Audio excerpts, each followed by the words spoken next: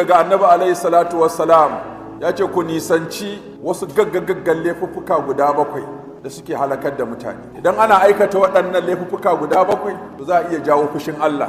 Shi ko fushin Allah in ya zo sai ya lalata tsaro, ya lalata tattalin arziki, ya lalata zamantakewa, a samu karancin ruwa, a samu karancin abinci, a samu taɓarɓarewar tsaro, a samu taɓarɓarewar rayuwa in ana aikata waɗannan gaggagaggan laifuka guda 7. Allah ka tsare mu, ka tsare duk al'ummar musulmi daga gare su. To amma abin mamaki waɗannan laifuffuka da annabi alaihi salatu wassalam ya lissafo guda 7 ba fa wanda ba a yi, sai dai kawai Allah ya ji gamu. Amma duka 7 nan kai ka ce ma cewa aka yi abinda aka ce ka ayi din, amma saboda yawan aikata su da muke sai ka ɗauka cewa aka yi. To in ko za a yi laifi a kuma tabbatar da laifi, a gamsu da laifi, a yada laifi, a kare laifi, to ba za a ga daidai ba. Sai an tuba, an yi istighfari, an yi nadama, an koma ga Allah. Ijtanibu, annabi alaihi salatu wasallam ce ku nisanci wasu gaggagaggan laifuffuka guda 7 da suke jawo halaka. Qalu, sai sahabbai suka ce ya rasulullah wa ma hunna, ina suke laifuffukan, wani laifi ne yake jawo halaka?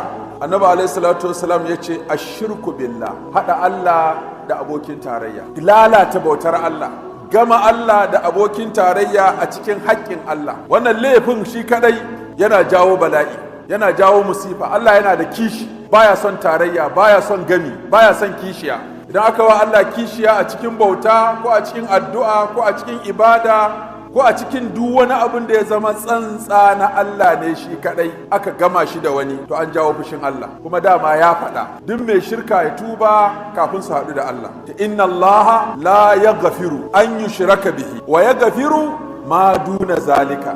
Allah ce hakika ku sani Allah baya yafewa wanda ya mutu yana masa shirka, amma abin da bai kai shirka ba Allah yana yafewa. La in ashrakata la yahbatanna amaluka wa la takunanna min al-khasirin. Allah ya ce da zaka gama Allah da abokin tarayya a cikin ibada, da aikinka ya lalace kuma da ka tabbata cikin waɗanda suke asararru. Walau asharaku la habita anhum ma kanu ya'malun. Allah ya ce da sun hada ni da gami a wajen bauta, da na lalata ayyukansu gaba daya.